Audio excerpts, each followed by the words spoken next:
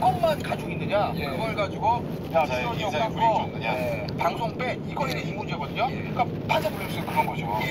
인사했나요? 있었나? 아니 우리가 실제로 행위를 했냐는. 근데 이거는 지금 나온 거기 때문에 앞으로가 이제 문제입니다.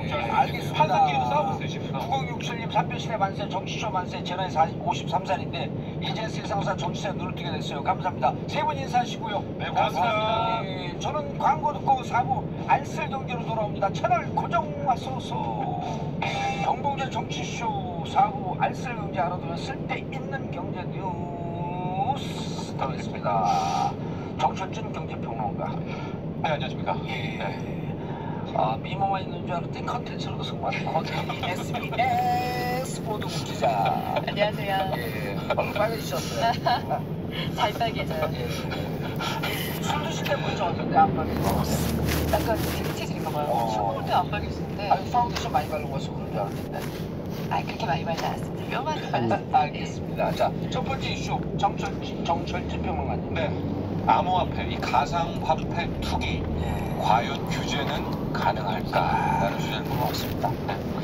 지금 정부 규제가 이 지난해 말부터도 시작이 됐었거든요. 작년 말 같은 경우에는 정말 금융위원장이 김동연 부총리도 그랬었고요. 이 정도의 광풍이라면 거래소 폐쇄도 마다하지 않겠다라고 했는데 신년 들어서도 계속해서 연일 규제 대책을 내놓고 있거든요. 그러면서 이제 은근슬쩍 한마디 던지는 게 과세. 결국 이제 세금 문제까지도 언급을 하고 있는 차익에 대해서. 네, 번 돈에 대해서 오늘 이 시간에 그 과세 문제도 한번 집중적으로 소개해드리도록 하겠습니다. 고기자님. 네. 또 했어요? 말하시는 시간이 되니까 맞고. 죄송해요. 이제 끄고 들어오는데. 그런데 보면은 규제한다 그러고 내용 싹 보면은 사람들 자기 듣고 싶은 보도만 듣는 거거든요. 쭉 하다 보면 그래도 결국은 합법화할 수밖에 없는 거 아닌가라고 하는 쪽으로 시그널을 가는 경우가 몇 번 있었어요. 얼마 전에 지난주에 도로 SBS에서 그것이 알고 싶다해서 부정적으로 했는데 결국은 또 그때 또 폭동을 하고. 그러게요. 저도 이제 그것이 알고 싶다를 잘 봤는데 제가 이제 프로그램의 목표라든가 의도라든가 또 정확히 파악을 했는데 딱 다음날 저도 와봤더니 시장 반응은 조심해라 주의해라 이런 것이 아니라 그 팩트들 대화 도중에 3억이 올랐네 불과 그런 팩트 하나씩이 쫙 퍼지면서 참 그런 것만 듣고 싶어 하는 거거든요. 그렇습니다. 그런 와중에 정부가 지금 규제책을 내놨는데도 그거 역시도 지금 안 될 것이다라는 쪽으로 굉장히 많이 규제책을 발표할 때마다 그 시장 반응은 오히려 활성화돼요. 그래서 일단 두 가지 사안으로 일단 접근을 해보고 싶은데 이번 주에 시작한 게 뭐냐면은 이제 금융위원회에서 가상계좌를 전체 다 열어보겠다. 특별 검사를 시작한다는 거거든요. 이게 뭐냐면은 현재 시중은행 6곳에서 우리가 거래소 회원가입 아이디를 하면 일단 가상계좌를 받고 거기다 돈을 넣고 거래를 하는 거 아닙니까? 그런데 일단은 금융위원회에서 이 가상계좌들을 다 한 번씩 열어보겠다는 겁니다. 아니 신규 가상계좌는 지금 못 만들어요. 못 만들어요. 그러니까 이제 기존에 했던 것을 싹 받아다가 한다는데 크게 두 가지죠. 왜 이런 작업을 하느냐. 첫 번째는 언제 오래 있을지 없을지 모르겠지만 만약에 실제로 과세를 한다면 거기에 대해서 근거를 한번 파악해 봐야 될 거 아닙니까? 정말로 누구는 100억 벌었다, 20억 벌었다, 300억 벌었다라고 하는데 그런 사람들이 정말 있는지 그거를 사람으로 보는 거가 아니라 이제 계좌로서 일단은 확인해 보겠다라는 게 하나가 있고 또 하나 이 가상계좌 특별검사의 핵심은 제가 들은 루트로는 증여라든가 탈세에 대해서 한번 파고들겠다라는 겁니다. 그러니까 그런 불법적인 행위가 벌어질 수 있는 개연성이 무척 높잖아요. 첩보가 엄청 입수된 건데 간단하게 방금 전에 변호사랑도 얘기를 했지만은 이게 이제 디지털 지갑이라는 게 있고 디지털 지갑의 어드레스 주소만 있으면 끝나는 거예요. 익명성이거든요. 그러니까 아버지와 아들이 있는 겁니다. 아버지가 막말로 비트코인 한 200억을 사요. 그런 다음에 그것을 아들 디지털 지갑 어드레스로 송금을 딱 해요. 그 다음에 아들도 자기 돈을 왔다 갔다 하는 거예요. 그러면서 자기가 들어서 벌었다. 그러고서 차익을 하고 너 200억 어디서 났어? 내가 3년 전에 들어와가지고 이게 내 돈 1000만 원이 됐다라고 얘기를 할 근거가 있는 거거든요. 근데 그거를 추적하기 어렵게 이쪽 저쪽 막 돌아다니면 실질적으로 너무 복잡해서 추적을 못한다는 거예요. 그렇죠. 그래서 그런 첩보가 입수됐으니까 이참에 더 이게 거미줄처럼 막 세탁이 되기 전에 일단 그 증여 부분에 있어서 좀 확인할 게 있어서 이 가상계좌를 열어보는 그런 작업에 돌입하지 않았나 이렇게 보고 있습니다. 일단은요. 일단 그런 불법적 행위에 대해서는 끝까지 추적을 해야 될 거 아니에요. 그렇죠. 그게 확인이 되면 그 증여를 불법으로 했다라는 것은 이거는 명백한 거 아니겠습니까? 그 처벌할 수가 있기 때문에 처벌할 수 이거는 있고 가능한 과세를 해야 되고. 그렇습니다. 그런데 이제 이거와 다르게 두 번째 과세, 수익에 대한 과세는 이야기가 굉장히 조금 복잡해요. 일단은 이제 과세를 한다라는 것은 입법이 필요합니다. 세법에다 넣어야 되잖아요. 과세할 수 있는 과세 세상에 화폐에 대한 지금 형법 세법 규정이 하나도 없네. 그렇죠. 암호화폐라는 거가 대한민국 법 어디에도 없거든요. 그러니까 시작을 암호화폐란 뭐뭐뭐뭐를 말한다라는 이제 정의부터 들어가야 되는 입법 과정이 필요한데 이것은 우리 당국의 목표와는 완전히 다르죠. 우리 금융당국이라든가 정부는 무시하고 싶거든요. 근데 법에다 그걸 규정한다는 것은 자칫 잘못하면 시장에다가 합법화시켜주는 시그널로 또 그렇죠. 그렇죠. 그러니까 네. 규제를 하면서 과세하겠다는 거는 사실 이게 서로 언어 도달. 규제를 하려면 규제로 그렇죠. 가고 일단 화폐로 가치가 있는 것으로 인정을 해야 되는 건데 그다음에 과세를 네, 한다. 그거는 안 하면서 과세만 하겠다고 하면 당연히 근거 자체가 성립이 안 되기 때문에 그거에 대해서는 굉장히 근데 우리가 오늘 방송에 나가는 걸 듣고 또 이 시장에 안 좋은 시그널로 갈까 제일 걱정했어요. 그래서 저 얘기한 다음에 다시 좋은 시그널을 줘요. 그래서 좋은 시그널인지 모르겠는데 결국 합법화되니까 해야겠네? 이런 식으로 그렇게 오해를 하지 말고 현재 상황을 제가 그냥 적나라하게 전해드린다. 예. 1차 난국이 입법. 근데 입법을 했다고 하더라도 2차 또 장애물이 있는데요. 과연 그러면 무슨 세금을 부과를 해야 되냐는 겁니다. 일단은 이 암호화폐라는 것을 하나의 상품으로 본다면 부가가치세요. 근데 이게 상품은 아니잖아요. 자본소득세로 봐야 되지 않아요? 그 주식인가요 그러면? 이게 주식 성격도 아니고 결과적으로 화폐로 보는 게 맞죠. 예, 화폐로 봐야 됩니다. 예. 그런데 그럼 화폐 가격이 오른 거 아니에요? 예.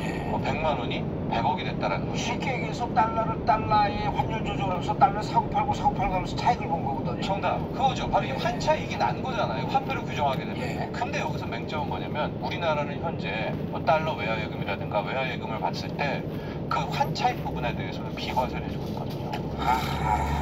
그러니까 이런 얘기를 하면 오히려 더 합법화시키는 시그널로 가지 않냐. 그러니까 그것도 있고 화폐로 인정했을 경우엔 형평성 논란이 나온다. 왜냐면 달러, 유로, 엔화는 환차익은 비과세해주면서 비트코인, 리플, 이더리움은 화폐라면서 얘에 대한 환차익은 왜 과세를 하느냐라는 문제가 있기 때문에 첩첩산중인데 그래서 제가 독일 사례를 하나 보면 독일은 이걸 기타 소득으로 빼놨더라고요.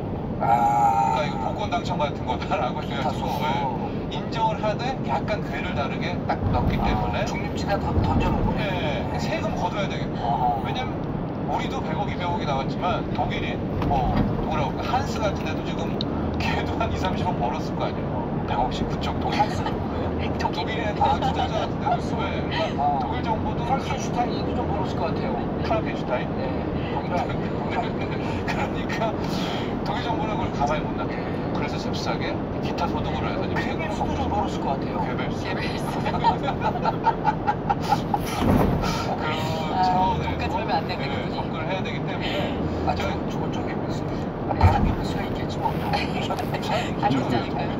그래서 우리 투자자 여러분들 제가 살아있다는 세금 못 걷어라는 얘기를 하는 것이 아니라 힘든 점은 한국 기타 소득이나 이런 데 다른 나라 한 것을 보고 그렇습니다. 왜냐면 현재 기획재정부 TF팀에서 과세를 목표로 좀 연구 중인데 제 기자경험상 이렇게 TF팀 기재부에서 했다라면 어떤 식으로든 솔루션은 나올 겁니다. 그래서 어렵기는 하지만 정말로 투기광풍이 이어진다면 과세를 하는 쪽으로는 갈 거예요. 우리 정부의 그동안 금융당국의 이제 행태를 보면은 그런 점은 함께 말씀드리겠습니다. 그런데 1월 4일날 우리 아들 군대 갔는데 군대 가기 전에 아빠 애들 다 해요. 이거 진짜 문제가 없더라고. 우리 그 애들 막 투기성 이런 게 없으니까 너는 그랬더니 아이 저는 막 돈 그렇게 버는 게 별로 관심이 없어요 그러는데 다 안 되는 거야 주위에서. 대학생들은 정말 안 하는 친구를 못 본 것 같고 대학생들 대학생 느껴보니까 네. 노동에 대해서 환멸을 느껴요. 막 이런 노동 그건 진짜 뭐 자괴감을 느껴요. 이러려고 노동했나 막 하는. 왜냐면 거기서 벌었다는 사람들이 있으니까. 근데 실질적으로 손해보는 사람들도 많잖아요. 아니에요. 그 약간 다른 게요. 최근에 한 설문조사 보셔서 알겠지만은 이제 직장인 관련해서 설문조사를 하나 했거든요. 근데 현재 10명 중 4명 정도의 직장인들이 이걸 투자를 하고 있다. 근데 대학생들 빼고. 이렇게 나가면 6명을 안 하는 6명 우리도 해야겠는데 이렇게 자꾸만 갈 때가 이제 걱정이에요. 이게 정확히 뭔지도 모르면서 되게 불안한 거죠. 나만. 근데 어쨌든 현실은 그대로 전해드려야 되니까요. 그런데 그 투자한 3명, 4명 중에서 7명, 8명은 수익을 본다. 10명 정도가 그대로다. 손실을 봤다는 것은 100명 중 지금 한 8명 정도가 응답을 했어요. 근데 이게 아니야, 거짓말일 거라고 하는데요. 차트를 보시면요. 가령 비트코인이라든가 이더리움 차트를 보시면 짧은 기간, 단기간 1년 내에 우리가 추세대라고 하죠. 쭉 오르는 이 추세대에서 벗어나질 않은 거예요. 그러니까 손실을 누가 봤다? 물을 타면 다시 이게 수익이 됐다라는 거죠. 지난해 1년 동안 봐도 비트코인 1,400%가 올랐으니까. 그렇죠. 하고 그게 막 급등락이 없이 갔기 때문에 실은 지난 1년간에는 이 통계가 맞습니다. 근데 제가 이것 때문에 하라는 게 아니라 그런 시절이 1년이 있다라는 건 이제 점점점 그렇지 않은 구간도 다가오고 있다는 것을 그리고 인식하셔야 그래서 됩니다. 개미분들은 정말 손실을 보신 분들도 계시는 게 물을 탈 수 있는 사람은 자본력이 있는 사람이죠. 근데 버티지 못하고 폭락할 때, 그러니까 자기가 필요한 돈까지 좀 끌어서 넣고 하신 분들은 나올 수밖에 없잖아요. 나온 다음에 떨어지고 나면은, 그러니까 자본력이 있는 사람하고는 이게 상대가 되지 않으니까 이건 좀 잘 생각을 해서 하셔야 되는 건 정말 맞는 것 같아요. 그리고 저를 포함한 구투자자들 있잖아요. 기존 주식, 서울옵션 투자하시는 분들은 못 벌었던 것 같아요. 왜냐면 이게 신장 메커니즘이어서 이게 막 20대 새롭게 투자라는 걸 접하는 사람들이 그냥 취업을 막 하면서 벌지. 우리가 참 얘기하는 주로 이제 거래에만 초점을 맞추잖아요. 그렇죠. 그래서 이제 가상화폐하게 되면 가상화폐를 전 세계 1,200 정도의 곳이 한 600종이 거래가 되는데 가상화폐를 제작에 몰두하는 나라들도 많이 있거든요.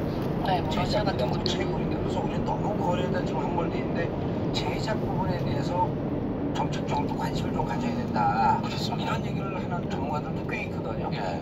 그리고 우리 모 대학 같은 경우에 뭐 어떤 연구소랑 합쳐서 코인 하나를 이제 냈는데 그게 이제 인기가 좀 있어야 되거든요. 마케팅을 좀 홍보도 하고요. 예. 20건 안에 거래 20건 안에 들어오게 되는데 노그 코인이라고 개코인이 있는데 그것도 지금 뉴스 몇 번 나오면서 또 투자자들이 붙어가지고 우리나라가 서 만든 아니죠. 그 외국 사람이 만든 거예요. 개코인, 노그 코인. 그러니까 기존의 비트코인을 좀 나는 저게 싫어라고 해서 반대로 또 하나를 우리나라 사람이 만든 거 무슨 제가 이름은 정확히 모르는데 성균관대 연구팀이 만들어가지고 지금 아마 상장은 돼 있을 걸로 그렇죠. 알고 있습니다. 코인인가?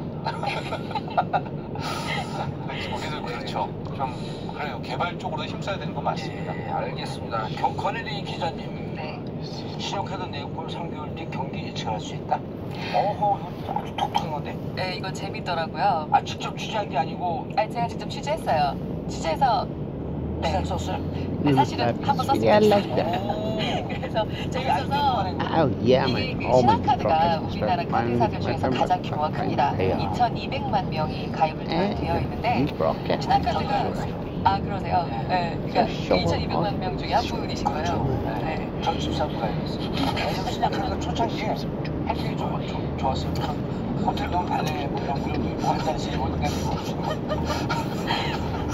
아니 제가 사실은 지난번에 갔었을 때는 놀이를 뭐 시에서 놀이를 것처럼 근데 그러니까 그러다 보니까 이거 규모가 크다 보니까 좀 빅데이터 쪽으로 좀 앞서가거든요. 네.